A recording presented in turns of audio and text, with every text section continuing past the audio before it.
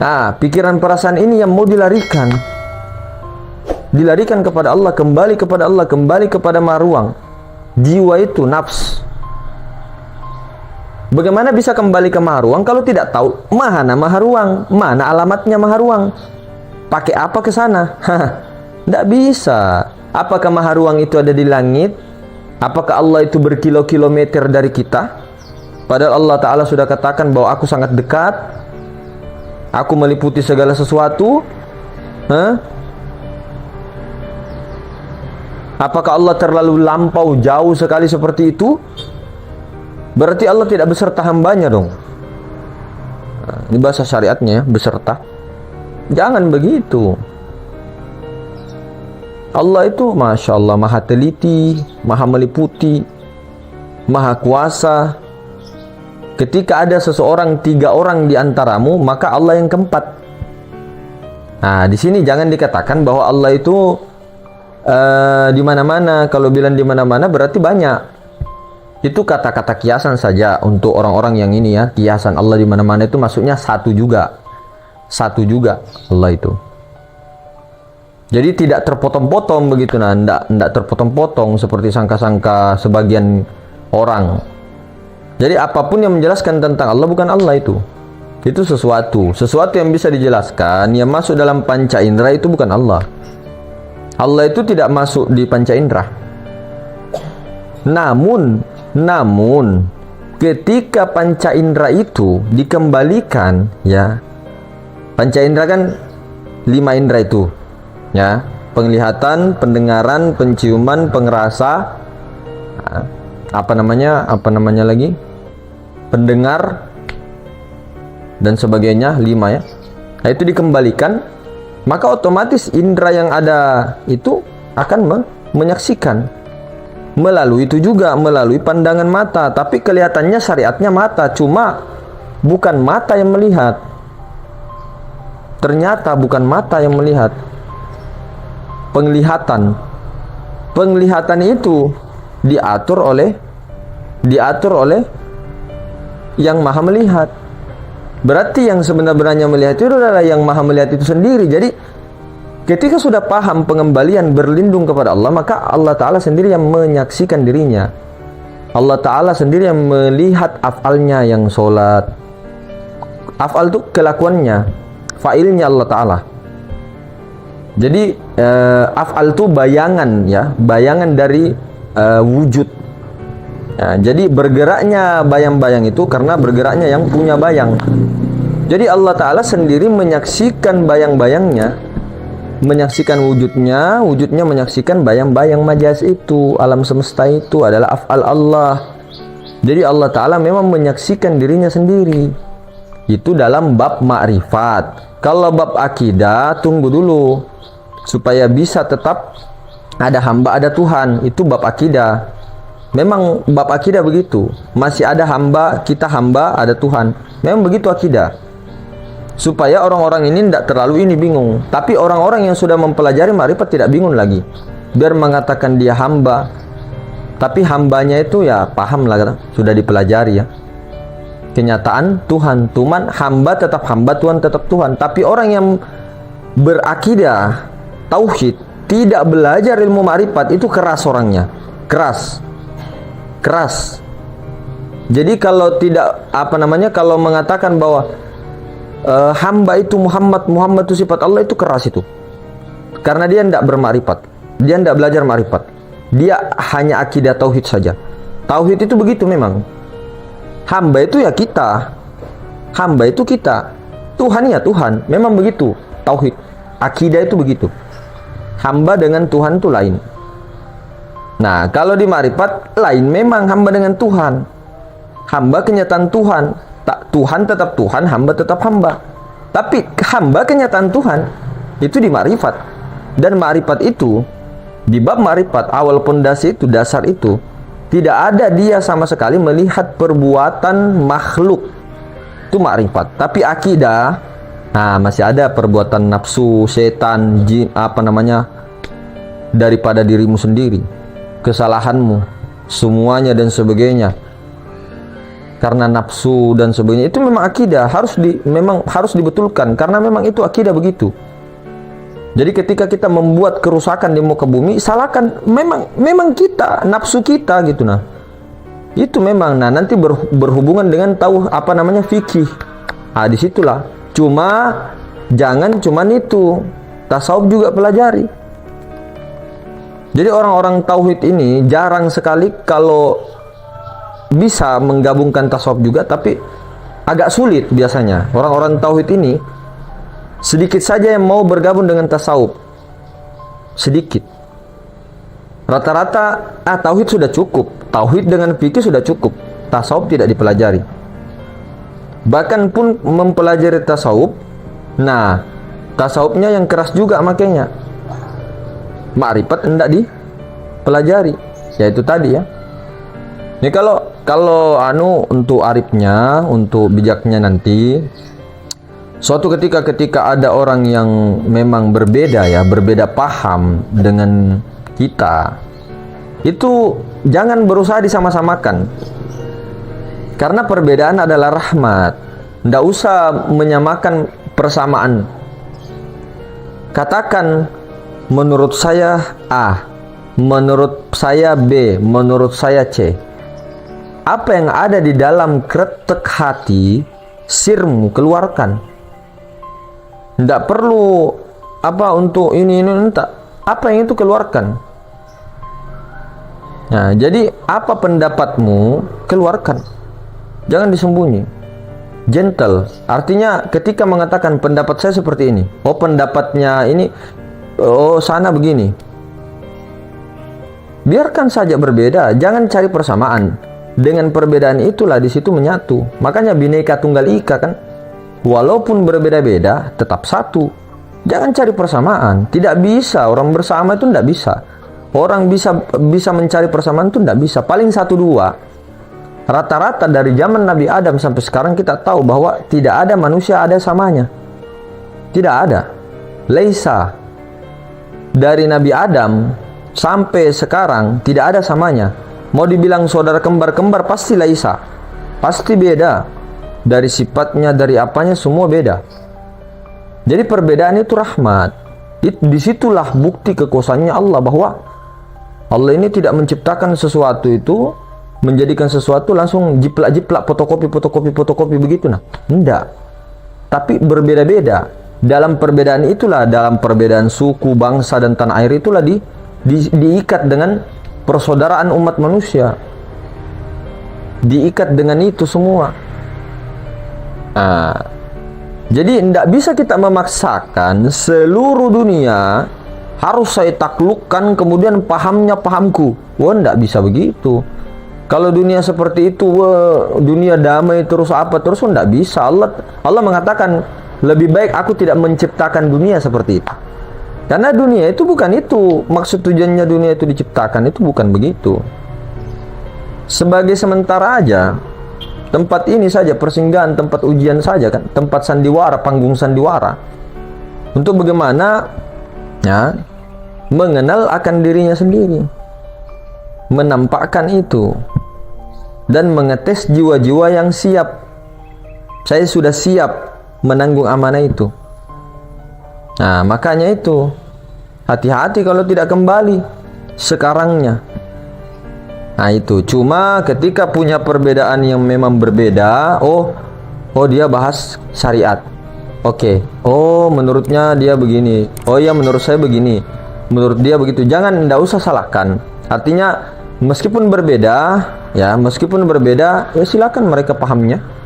Enggak bisa kita paksakan pahamnya mereka harus seperti saya, enggak. La ikraha fid din. Tidak ada paksaan dalam keyakinan. Tidak boleh. Di Indonesia, di Nusantara, di Asia Tenggara, biar berbeda-beda saja. Tidak usah dipaksa keyakinannya orang. Saya mau pokoknya Nusantara ini menjadi semuanya. Tidak bisa. Apa yang sunnatullah Allah Ta'ala jalankan ya memang begitu. Nah, cuma ketika seseorang ini yang mengacau daripada semua negara ataupun hukum ya, Nah itu ndak boleh dibiarkan, mesti ada aparat ataupun apa itu, karena syariat tetap jalan. Artinya begini, orang belajar ma'rifat, orang belajar tauhid, akidah, itu kan yang di dalam yang bertauhid itu, bukan jasadnya yang bertauhid. Oke? Yang bebas hukum itu, yang merdeka itu bukan jasad. Enak saja kalau mau merdeka jadi orang gila. Kalau mau bebas hukum, orang yang bebas hukum itu orang gila. Coba orang gila, misal pergi itu sama orang, pergi lukai orang dan sebagainya. Mana di penjara? Paling di penjara paling cuma diinikan saja. Orang gila. Mau apa di depannya orang itu tidak jadi masalah. Namanya orang gila. Nah, kemudian orang tidur. Orang tidur tidak kena hukum. Ketika dia misal ketiduran sampai 5 hari, 10 hari kan tidak kena hukum. Atau koma, tidak sadar dia. Nah itu baru. Atau dia tidak punya jasad, dia sudah dibungkus. Tiba waktu sholat tidak mungkin dia sholat. Nah, sholat secara syariat ini memang diperintahkan juga untuk sujud dan rukuk di situ. Bukan hanya sholat secara hakikat, sembahyang daim, kesadaran terus menerus. Bukan hanya itu, dua-duanya perintah. Jadi yang beraturan, ya, yang diatur itu, ya, yang beragama itu jasadmu. Kalau yang di dalam tidak beragama. Memang zat mutlak nur ilahi mana mungkin beragama. Orang nur ilahi zat mutlak. Tapi kalau jasad, wah, hati-hati. Jangan serta-merta mengatakan apa-apa deh yang keluar daripada akidah-akidah. Sementara akidah kita sepakat. Nah, sepakat ijma rata-rata itu Ahlus Sunnah wal Jamaah sepakat. Terutama akidah Imam Asy'ari. Akidahnya itu paling puncak, paling ini mengatakan Allah itu laisa kamitslihi syai'. Kalau ada mengatakan Allah itu seperti sesuatu kah, menyerupai sesuatu kah, itu berarti bukan Ahlus Sunnah. Bukan akidah Ahlus Sunnah itu.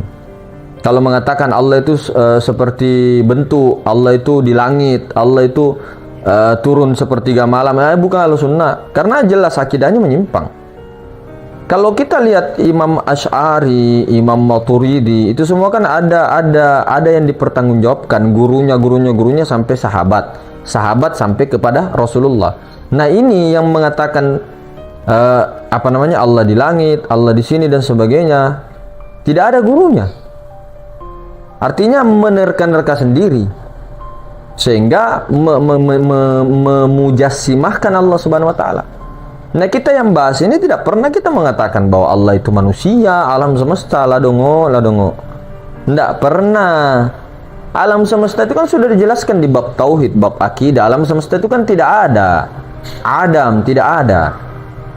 Nur Muhammad itu ruh. Ruh itu bukan Tuhan. Kita kan sudah mengatakan ruh itu bukan Tuhan. Cuma nama ilmu rakamnya dipakai ulama tasawuf. Ruh itu menamakannya dengan Nur Muhammad. Nur Muhammad. Kalau bahasa kita, bahasa Al-Qur'annya ruh itu Nur Muhammad. Tapi ruh suci yang tidak bercampur, artinya tidak ada napas naik turun dan sebagainya. Ruh suci itu zat mutlak. Itu bukan Allah yang sebenarnya, tapi nurnya. Nah, cuma tidak lain. Sama seperti kita pembahasan aku si Rahmat, mana si Rahmat? Mana Rahmat? Saya tulis Rahmat, itu namanya. Mana Rahmat? Ini dadanya Rahmat. Ini tangannya si Rahmat. Ini hatinya Rahmat. Ini bernyawa saya, itu nyawanya Rahmat. Rahasia dari ujung rambut sampai ujung kaki yang kosong, itu rahasiaku. Rahmatnya akunya mana? Ya aku itu yang tidak bisa dijelaskan lah. Ya karena bukan apa-apa, tidak bisa dijelaskan aku. Mana Rahmat? Mana aku? Mana si aku? Mana? Pikiran bukan aku, itu pikiranku. Perasaan bukan aku, perasaanku. Rasaku bukan rasaku, itu bukan aku. Sirku bukan aku, rahasiaku. Ya beda rahasia, beda aku. Akunya mana? Ada yang bisa menjelaskan akunya mana? Ya tidak bisa. Nah, akunya itulah yang dibalik segala sesuatu itu menyaksikan daripada akuannya sendiri. Begitu. Dah hukumnya jiwa kita itu memang tidak ada pada hakikat, tapi diadakan, makanya itu yang dimatikan.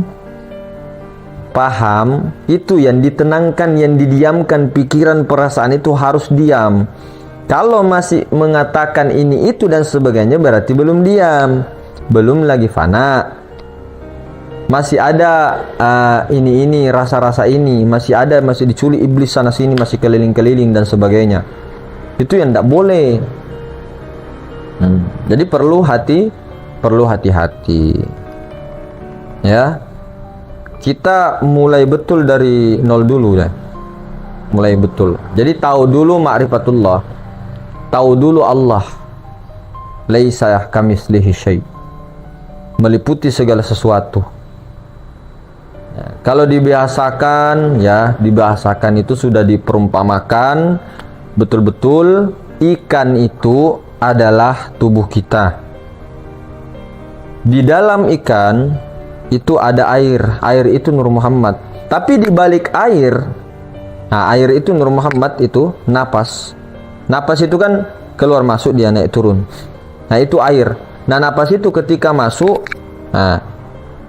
itu bernyawa kita. Ketika dia keluar, full.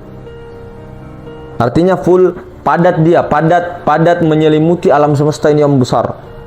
Nah full dia. Naik turun, keluar masuk, full, tidak terpisah kan? Itu Nur Muhammad, lautan, air lautan. Kita ibaratkan ikan deh. Kemudian di dalam tubuh kita ada air, di luarnya juga ada air. Itu Nur Muhammad, Rasulullah itu namanya. Itu Rasulullah. Nah, di balik Rasulullah itu ada maha ruang yang memberikan tempat kepada Rasulullah itu. Memberikan tempat, wadah, semacam memberikan wadah kepada air lautan tersebut. Pahamkah? Pahamlah. Artinya perumpamaan ya, sebagai wadah yang maha segala sesuatu. Nah, kemudian di dalam wadah tersebut ada air. Di dalam airnya ya kayak, kalau mau dibilang kayak seperti akuarium. Nurzat itu atau nur ilahi. Di dalam akuarium itu ada, tapi akuarium ini, maha ruang ini tak terbatas loh ya. Bukan berbentuk kotak, bukan. Artinya tidak bisa dijangkau lah di situ. Zatnya itu zat, itu masih zat aku, bukan aku. Tapi tidak berpisah dengan aku, begitu nah. Paham? Oke. Jadi itu seperti maha ruang yang tak terbatas. Baru di dalam akuarium itu ada air. Di dalamnya ada ikan satu. Nah, ikan itulah tubuh kita ini. Nah, di balik ikan itu ada air. Dikelilingi lautan. Nah, di balik lautan itu tentunya ada yang memberi wadah kepada lautan. Tumpah itu kalau tidak ada, tumpah. Mau kemana? Kalau tidak ada maha ruang ini, bisakah berdiri Nur Muhammad? Tidak bisa. Alam semesta apalagi? Tidak bisa kalau tidak ada maha ruang. Mau bangun rumah tidak ada ruang, tidak bisa. Ini bukan Tuhan loh, kosong. Ini kosong maha ruang. Kosong itu bukan tidak ada, ada. Zatnya ada. Suci, bukan nafas. Di balik nafas tidak bisa dirasa dia. Maka simpanlah, kembalikanlah dirimu atau pikiran, perasaanmu, nafsumu kepada yang bukan rasa-rasa itu. Yang tidak bisa dirasa. Rasa, napas itu bisa dirasa. Bisa kan? Yang tidak bisa dirasa di balik napas itu. Di situ kembalikan kau punya jiwa, di situ kau melebur, di situ kau fana. Sehingga yang ada hanya itu sendiri dengan menyaksikan dirinya sendiri. Baru sempurna keimanan, tawakal, ikhlas. Karena Maha Ruang itu sendiri dibalik aku ya, aku tiada lain. Tidak usah lagi cari-cari aku, karena aku itu telah laisa kepada itu. Dan zat itu, zat Maha Ruang ini yang kosong ini, itu esa dengan aku. Nah, zat inilah yang menyaksikan ketunggalannya sendiri. Artinya pada hakikatnya si aku ini, aku yang sang maha kuasa itu, sang maha suci yang tak bisa dijelaskan itu, yang tak bisa diperumpamakan itu adalah menyaksikan zat sifat asma afalnya sendiri. Jadi aku yang sebenarnya aku menyaksikan ketunggalanku sendiri. Nah, cuma nanti harus belajar akidah ya, supaya tetap di masyarakat ada namanya hamba, ada namanya Tuhan. Hamba itu ya kita, Tuhan itu ya itu memang dua, memang dua. Nah, disitulah di bab ma'rifat itulah peleburan itu. Di amal ma'rifat itu nanti peleburan. Jangan sampai ada wujud kezambun. Besok-besok kita bahas tentang kesyirikan, karena kesyirikan ini adalah dosa yang tidak bisa diampuni. Membunuh, proses apapun yang dikatakan dalam dunia ini kejam dan sebagainya, itu bisa diampuni Allah. Kenapa syirik tidak? Ada apa di situ? Karena ini bukan apa, Pak. Allah Ta'ala mau dirampok. Allah itu sifatnya itu maha pencemburu, sangat-sangat maha pencemburu. Jangan sampai kau rampas itu, curi Allah itu. Jangan sampai mencuriki Allah. Dibilang mengatakan parah kita kalau membobol ATM-nya negara atau membobol ini dan sebagainya. Lebih parah lagi kalau mencuri haknya Allah. Itu lebih parah, Pak. Jauh dunia akhirat sengsara.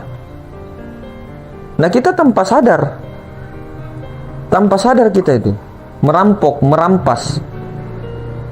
Sementara kita melihat saja masyarakat yang notabene misalnya ya, ini kita bicara diri sendiri, afal ya. Melihat saja notabene masyarakat yang cuma mengambil coklat 1 biji hanya untuk beli beras 1 liter atau setengah liter untuk makan dia, atau seorang anak yang mengambil, ya oke, itu salah, oke. Tapi dibandingkan dengan orang yang mencuri hak Allah, itu yang sangat luar biasa. Atau orang-orang yang mencuri hak rakyat, itu sangat luar biasa. Itu harus diadili karena kena hukum. Kecuali jasad ini tidak ada, atau dia gila, tidak jadi masalah, tidak kena hukum. Makanya itu tadi, jangan hilangkan hukum pada diri syariat. Bahaya itu, bahaya. Jadi hukum syariat tetap berjalan karena itu berlaku untuk tubuh. Kalau kau Casper, tidak jadi masalah. Kau hantu, ya tidak jadi masalah. Mana kena hukum? Mana kena hukum? Bahkan di dunia jin pun itu ada hukum tersendiri loh. Ada ketua adatnya, ada rajanya, ada walinya. Jangan macam-macam. Nah, di sini di alam kemanusiaan, kita bilang alam insan ini, alam musyahadah ini, perlu ada aturan. Aturan itu yang jasadmu, jasmanimu itu, pikiran perasaanmu supaya terkurung. Harus ada aturan. Kalau kamu bilang wah tidak bebas merdeka, yang merdeka itu bukan jasadmu. Lol. Lil cool, terlalu keren lu. Lu itu si Rahmat, lu Rahmat, si Rahmat ini terlalu radikal.